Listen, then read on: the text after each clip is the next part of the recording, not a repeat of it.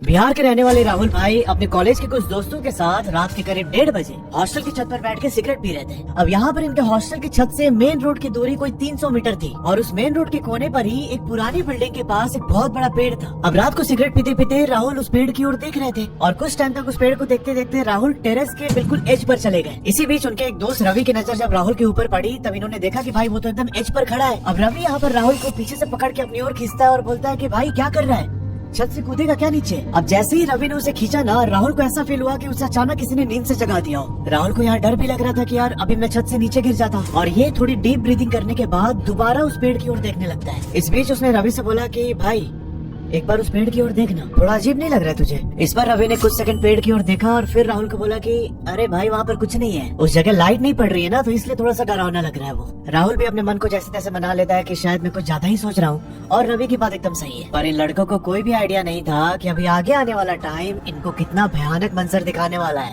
अब साल 2011 की बात है। राहुल ने बिहार के पटना शहर से ही स्कूलिंग करके 10th का एग्जाम दिया था। और यहाँ 10th का एग्जाम देने के बाद राहुल को समझ नहीं आ रहा था कि आगे क्या करे, करियर वाइज क्या उसके लिए सही ऑप्शन होगा। अब इसी चक्कर में अपने कुछ रिलेटिव से डिस्कशन करने के बाद राहुल ने पॉलिटेक्निक इंजीनियरिंग का फॉर्म भर दिया। राहुल यहाँ पर पंजाब, दिल्ली और झारखंड के अंदर जो पॉलिटेक्निक कॉलेजेस थे उनके एंट्रेंस एग्जाम के फॉर्म भरे थे यहाँ पे। और फाइनली एग्जाम देने के बाद राहुल को दिल्ली और पंजाब से कॉल आ जाता है। अब देखो, राहुल के पिताजी थे जेलर, उनको इतना टाइम नहीं था कि राहुल के इन सारी प्रोसेस में खुद को इन्वॉल्व कर पाए। तो यहाँ पर एडमिशन का जो भी प्रोसेस था वो राहुल खुद अकेले ही हैंडल कर रहा था। अब यहाँ इसका पहला प्रेफरेंस था दिल्ली। दिल्ली के जिस पॉलिटेक्निक कॉलेज में से एडमिशन लेना था, इसने थोड़ा सा उसका बैकग्राउंड चेक किया, प्लेसमेंट्स के डेटा वगैरह देखे, तो इसे पता चला कि यार वहाँ पर प्लेसमेंट उतनी अच्छी है नहीं। और जब ये काउंसलिंग के लिए दिल्ली पहुंचा था तब इसे ये भी पता चला कि जो ब्रांच राहुल को चाहिए उसके लायक इसकी रैंक नहीं है। यहाँ पर राहुल का दिल छोटा हो जाता है और ये चुपचाप दिल्ली से वापस पटना आ गया। इसने सोचा कि मैं 1 साल और तैयारी करूंगा और फिर नेक्स्ट ईयर अपने मन के कॉलेज में एडमिशन ले लूंगा। और फिर इनके रिलेटिव्स और मम्मी पापा ने समझाया कि क्यों 1 साल वेस्ट करना, 3 साल की तो डिग्री है, कर लेना जाके चुपचाप। अब राहुल इस बीच कुछ डिसाइड कर ही पाता कि इसे पंजाब के कॉलेज से कॉल आता है। अब पंजाब के भटिंडा शहर के पास वो कॉलेज है और राहुल ने मुझे रिक्वेस्ट किया था कि आप प्लीज उस कॉलेज का नाम मत लीजिएगा। अब जब उस कॉलेज से कॉल आया तो उसके कुछ दिनों के बाद राहुल की उनके रिप्रेजेंटेटिव से भी बात होती है। यहाँ राहुल को जो ब्रांच चाहिए था वो कॉलेज वाले प्रोवाइड कर रहे थे। उन्होंने मई मंथ का एक डेट दिया था राहुल को और बोला था कि आप इस डेट को पहुंच जाइएगा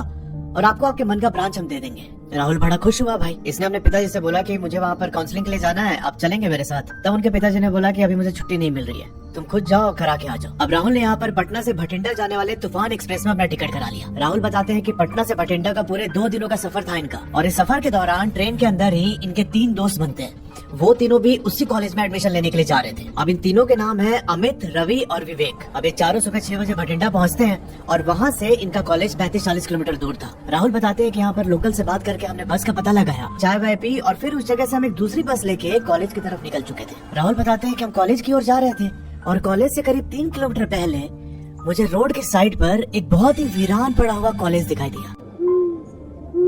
वो कोई नर्सिंग कॉलेज था और उसे देखकर ऐसा लग रहा था कि ये काफी टाइम से बंद पड़ा है। राहुल जब उस कॉलेज की तरफ देख रहा था तब उसके दिमाग में कुछ तो आया, पर फिर उसने उस बात को इग्नोर कर दिया। अब उस नर्सिंग कॉलेज को इग्नोर करके राहुल अपने यहाँ दोस्तों से बातचीत करने में बिजी हो जाता है और फिर वहाँ से 3 किलोमीटर आगे जाने के बाद ये लोग फाइनली उस पॉलिटेक्निक कॉलेज में पहुंच जाते हैं। अब कॉलेज पहुंचकर राहुल काउंसलिंग अटेंड करता है, वहाँ उसे अपना फेवरेट ब्रांच भी मिल जाता है। इसने कॉलेज के एडमिशन फी और साथ में हॉस्टल का फी भी सबमिट कर दिया, पर इसने देखा कि हॉस्टल अभी बन के कंप्लीट नहीं हुआ है। एक अंडर कंस्ट्रक्शन बिल्डिंग थी कॉलेज के कैंपस के अंदर ही। राहुल ने जब वहाँ के इंचार्ज से पूछा हॉस्टल के बारे में, तब उन्होंने बोला कि अभी ये अंडर कंस्ट्रक्शन है और आपके आने तक ये हॉस्टल कंप्लीट हो जाएगा, क्योंकि अभी तो ये लोग सिर्फ काउंसलिंग के लिए गए थे, क्लासेस 1-2 महीने के बाद शुरू होने वाली थी। राहुल यहाँ अपने कॉलेज का कैंपस वगैरह देख के बहुत खुश हुआ। वहाँ पर एडमिशन लेने के बाद ये वापस पटना आ जाता है और पटना आके अपने कॉलेज लाइफ कैसे जिएगा उसके सपने देखने लगता है राहुल। अब फाइनली जून एंड का टाइम आता है। राहुल के मम्मी पापा उसे सी ऑफ करने के लिए पटना जंक्शन जाते हैं और वहाँ से ट्रेन में बैठकर राहुल भटिंडा पहुंच जाता है। फिर बस लेकर वो कॉलेज गया और ये देखा कि वहाँ पर पहले से ही जो उसके 3 दोस्त बने थे ना लास्ट वाले ट्रिप पे, वो तीनों पहुंचे हुए हैं। अब ये लोग सोचते हैं कि ठीक है, हम ये 4 दोस्त पहले से ही हैं यहाँ पे, तो हम लोग ना वार्डन से बात करके कोशिश करेंगे कि हॉस्टल के अंदर बिल्कुल जो साथ वाला कमरा है वो अलॉट हो जाए, ताकि हम चारों साथ में रहें। जब ये लोग पहुंचते हैं हॉस्टल इंचार्ज के पास, तब पता चलता है इनको कि हॉस्टल अभी बन के रेडी नहीं हुआ है, कुछ टाइम और लगेगा। और उतने टाइम के लिए इनका इंतजाम किसी दूसरे जगह पर कराया था कॉलेज। हॉस्टल इंचार्ज ने बोला कि यहाँ से 3 किलोमीटर दूर एक नर्सिंग कॉलेज है, उसी कॉलेज के कैंपस में पीछे एक हॉस्टल है और उस हॉस्टल में आप लोगों के रहने का और कैंटीन का इंतजाम किया गया है। कॉलेज के पास आपको डेली पिक एंड ड्रॉप करेगी। अब इनके पास कोई ऑप्शन नहीं था, इन्होंने सोचा कि ठीक है यार, जब तक हॉस्टल नहीं बनता हम लोग वहीं पे रह लेंगे। पर इनको क्या ही पता था भाई कि जहाँ ये रहने जा रहे हैं वो कोई नॉर्मल सी जगह नहीं थी। अब ये सब लोग अपने कॉलेज के बस में बैठकर उस पुराने वीरान पड़े नर्सिंग कॉलेज के कैंपस के पास पहुंचते हैं। वहीं से अंदर होकर इनको जाना था। राहुल बताते हैं कि भैया एक तो जब मैं लास्ट टाइम आया था तभी मुझे उस कॉलेज को देखकर कुछ अजीब सी फीलिंग आ रही थी, और अब उसी के कैंपस में हमें रहना पड़ रहा है। हमें पता चला कि वो जो नर्सिंग कॉलेज है वो सेम जो इनका पॉलिटेक्निक कॉलेज था ना, उनके एमडी का ही कॉलेज है, और ये काफी टाइम से बंद पड़ा हुआ है। अब जो मेन रोड है वहाँ पर वो नर्सिंग कॉलेज था, और वहाँ से कोई 300-350 मीटर अंदर जाके उस कॉलेज का हॉस्टल था जहाँ पर इनके रहने का इंतजाम किया गया है। राहुल और उनके दोस्तों को 3rd फ्लोर पर कमरा अलॉट होता है। ये सब लोग अपने अपने कमरे में सामान रखते हैं, और सामान रखने के बाद नीचे कैंटीन में चले गए खाना खाने के लिए। अब जिस दिन ये लोग शिफ्ट हुए हॉस्टल में, उसके 2 दिन के बाद से इनके कॉलेज स्टार्ट होने वाले थे। अब राहुल ने बताया कि 2 दिन के बाद हमारा रेगुलर कॉलेज स्टार्ट हो जाता है। सुबह बस आती थी हमें पिक करने, और फिर जब लंच होता था तो लंच के टाइम हमें दोबारा बस लेकर आती थी इस हॉस्टल में। यहीं पर कैंटीन में हम लंच करते थे, और फिर लंच करने के बाद हम वापस कॉलेज जाते थे। 2-2.5 घंटे और क्लास चलती थी लंच के बाद, और उसके बाद फिर से बस हमें ड्रॉप कर देते थे इधर।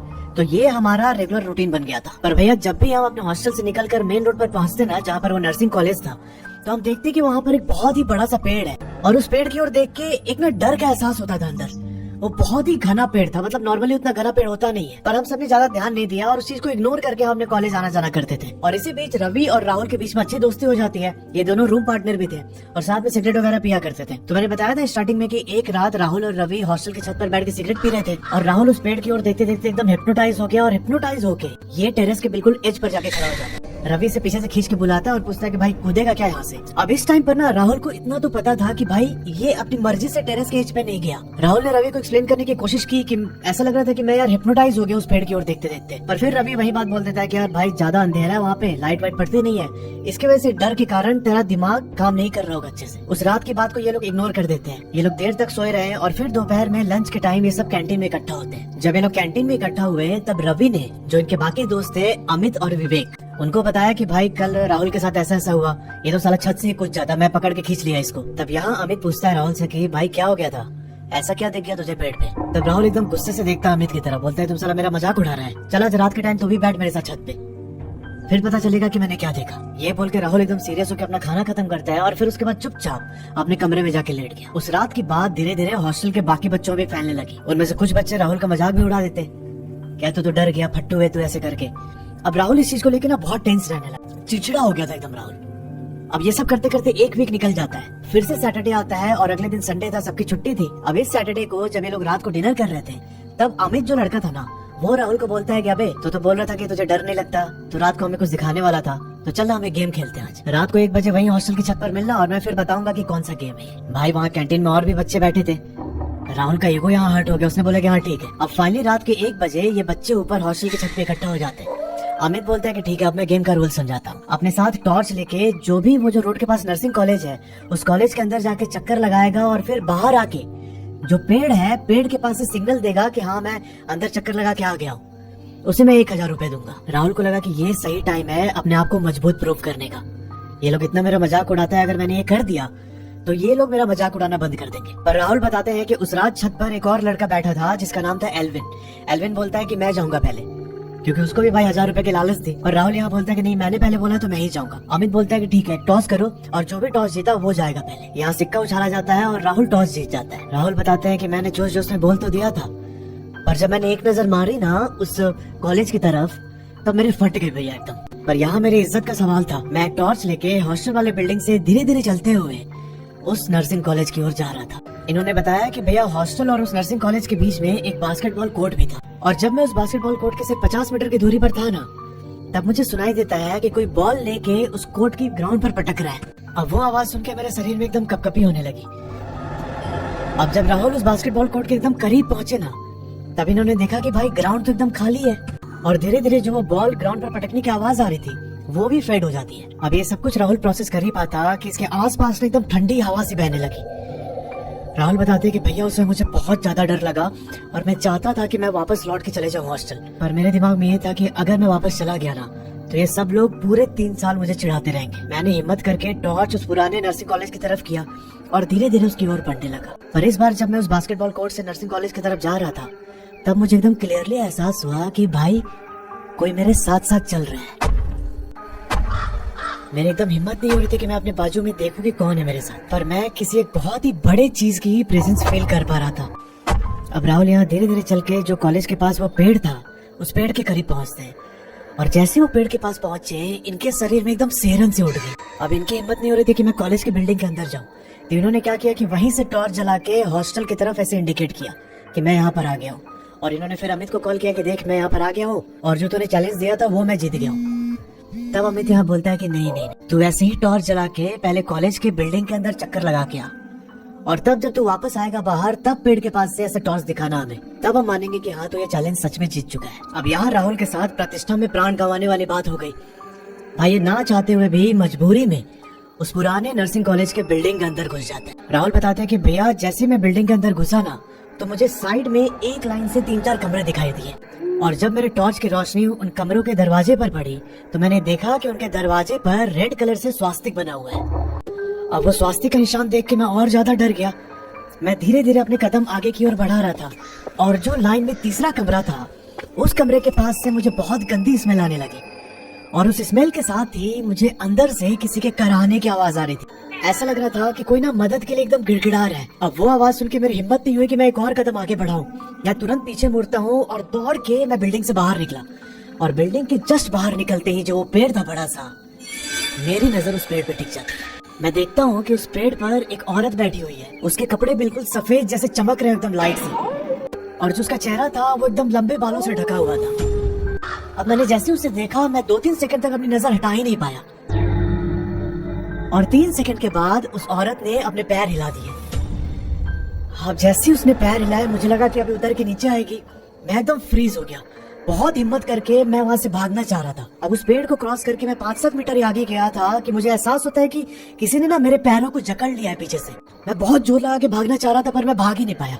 इसके बाद मैंने तुरंत गायत्री मंत्र का पाठ स्टार्ट किया। अब गायत्री मंत्र जपने के साथ ही मेरे अंदर एक शक्ति आई और मैं दौड़ के हॉस्टल की तरफ भागने लगता हूँ। जब मैं हॉस्टल के ग्राउंड फ्लोर वाले गेट पर पहुंचा तब मुझे एहसास हुआ कि पीछे से मुझे किसी ने धक्का दिया है और मेरा सर सीधा जाके सामने दीवार पर टकराया। उसके बाद जब मुझे होश आया तो मैं हॉस्पिटल में था। मेरे तीनों दोस्त सामने खड़े होकर मुझे देख। मैंने उनको सारी बात बताई कि उस रात मेरे साथ क्या हुआ था और फिर हम चारों ने ये डिसाइड किया कि भाई हम कुछ दिन एक दूसरा कमरा लेके रह लेंगे पर उस हॉस्टल में नहीं रुकेंगे। इन चारों ने मिलके पास में ही एक कमरा ढूंढा और ये वहीं पर रहने लगे जब तक इनके कॉलेज का हॉस्टल कंप्लीट नहीं हुआ। राहुल बताते हैं कि अब कॉलेज के हॉस्टल में शिफ्ट होने के 1 महीने के बाद हम ऐसे ही टहलते हुए उस चौराहे पर पहुंचते हैं जहाँ पर वो नर्सिंग कॉलेज था। उस कॉलेज की दूसरी साइड पर एक चाय की दुकान थी। वहाँ पर मैं गया, चाय वाय पी और मैंने भैया को सारी बात बताई कि अभी कुछ टाइम पहले मेरे साथ ऐसा ऐसा हुआ था। तब भैया ने उस कॉलेज की एक बहुत ही डार्क मिस्ट्री रिवील की। इन्होंने बताया कि कुछ साल पहले इस नर्सिंग कॉलेज के अंदर एक लड़की के साथ उसके कुछ सीनियर्स ने मिलकर बहुत गलत काम किया था। वो लड़की ये सारी चीजें अपने पेरेंट्स को नहीं बता पा रही थी। वो अंदर ही अंदर घुट रही थी और बाद में उसने अपने रूम पार्टनर को ये चीजें रिवील की कि उन सीनियर्स ने मेरे साथ ऐसा ऐसा किया है, मतलब एक तरह से मॉलेस्ट किया था उसे। और अपने रूममेट को ये बात बताने के बाद अगले दिन वो लड़की वहाँ सुसाइड कर ली। उसी की स्पिरिट इस जगह को हॉन्ट करती है। अब उसके सुसाइड करने के कुछ टाइम के बाद उस स्पिरिट का खौफ इतना ज्यादा हो गया था कि नॉर्मल क्लासेस भी इंटरप्ट होने लगी। 2-3 लोग तो उसे देख के पागल भी हो गए थे और इसी चक्कर में जब कंप्लेंट्स बहुत ज्यादा बढ़ने लगी तब कॉलेज के मैनेजमेंट को ये कॉलेज बंद करना पड़ा। ये बात बताते हुए चाय वाला राहुल की ओर देखता है और उसकी नजर राहुल के गले में पड़े रुद्राक्ष पर पड़ती। मैंने बताया कि तुमने रुद्राक्ष धारण किया हुआ है इसलिए तुम बच गए, नहीं तो कोई चांस ही नहीं था कि तुम वहाँ से जिंदा लौट पाते। तो यार ये थी पूरी कहानी जो राहुल के साथ घटी।